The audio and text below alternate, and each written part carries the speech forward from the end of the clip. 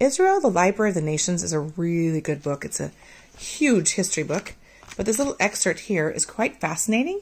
It talks about Balfour and what he did for Israel with the Balfour Declaration, and then it goes on to explain about the Hashomer, which is the first Jewish armed forces and what they did. So I'll just read this little excerpt. On November 2nd, 1917, Foreign Secretary Arthur Balfour issued the declaration that forever afterwards bore his name. The key paragraph read, "His Majesty's government view with favor the establishment in Palestine of a national home for the Jewish people, and will use their best endeavors to facilitate the achievement of this object, it being clearly understood that nothing shall be done which may prejudice the civil and religious rights of existing non-Jewish communities in Palestine or the rights and political status enjoyed by Jews in any other country." It was worded with studied vagueness. It had to be. The British had also been making promises to the Arabs in the Ottoman Empire with the object of encouraging them, successfully as it turned out, to revolt against their masters. It was going to be difficult after the war to reconcile these pledges. Nevertheless, the Balfour Declaration represented an astonishing commitment on the part of a great imperial power. And although it was intended primarily to advance British interests, many of those involved, including Balfour himself, acted out of a genuine sense of idealism. Certainly, it was a triumph for Weizmann's quiet, ceaseless diplomacy. The result, he said later, of 2,000 interviews. Although he was not elected head of the World Zionist Organization until 1920, he had long been its leading advocate. Of course, it was only a beginning. The Balfour Declaration carefully avoided any mention of Jewish statehood. Weizmann himself warned his fellow Zionists that states must be built up slowly, gradually, systematically, and patiently. But now, at least there was something to build on. Barely 5 weeks after the Balfour Declaration, British troops entered Jerusalem. In the following September, a second offensive brought the whole Ottoman Empire down in ruins. It capitulated in late October, a few days before the fall of Germany. Zionists everywhere looked forward optimistically to receiving their due reward. So also did a great many other people. The British, for example, were determined to retain control of the entire area around the Suez Canal, which had become the British Empire's strategic obsession. The French also had imperial ambitions, centered on Syria and Lebanon. And the Arabs, freed at last from the Ottoman yoke, had powerful aspirations of their own. Between the Arabs and the Zionists, at least, it seemed that some sort of compromise might be possible.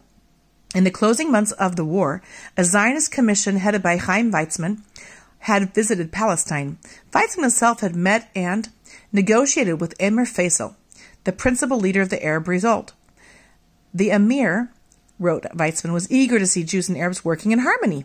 And for the rest of his life, the great Zionist remained convinced that the bitter conflicts which followed in later years could have been avoided. However, in 1920, the Allies decided on a Middle East settlement that left the Arabs both angry and embittered.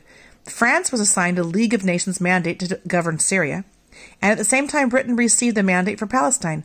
The Balfour Pledge was incorporated in the terms of the Palestine Mandate, and the World Zionist Movement was recognized as the appropriate Jewish agency for cooperating with and assisting the British in building the national home. The high hopes of Arab independence were to a large extent crushed, and from then on the Arabs were in no mood for compromise with anyone. The Zionists, though they were in a difficult position, at the war's end, Jews accounted for barely 10% of Palestine's 750,000 inhabitants. Only a small fraction of these Jews were Zionist sympathizers. Most of them lived in pious communities devoted to Talmudic study, supported by diaspora, charity, and utterly uninterested in taking so worldly as a Jewish state. So, to make the Zionist dream a reality, massive immigration was essential. But the British, fearing of Arab reaction, were unwilling to permit it.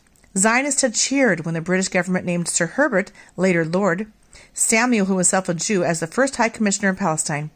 Samuel, however, was the first and foremost representative of the British Crown, who felt that his Jewishness obliged him to lean towards the Arabs.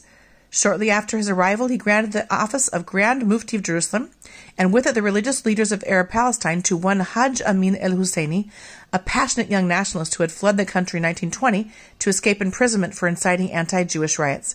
In 1921, the new Mufti celebrated his appointment by stirring up fresh riots.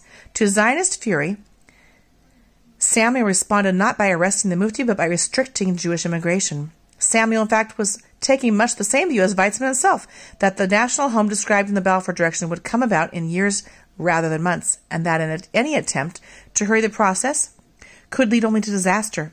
It was a view that events in Europe were soon to shatter. The immediate problem, at least, was for the Zionists, was not the ban on mass immigration, but the lack of pressure for immigrations of any kind. The Russian Jews who had provided most of the early colonists were now sealed inside the new Soviet Union, and the Jews who lived in Western Europe and the United States were increasingly reluctant to exchange the comfort and security they enjoyed there for a precarious existence in Palestine. By the late 1920s, the future of the national home looked shaky indeed. In 1927, 2,000 more Jews abandoned the country than came to it, and in 1928, net surplus amounted to 10 people.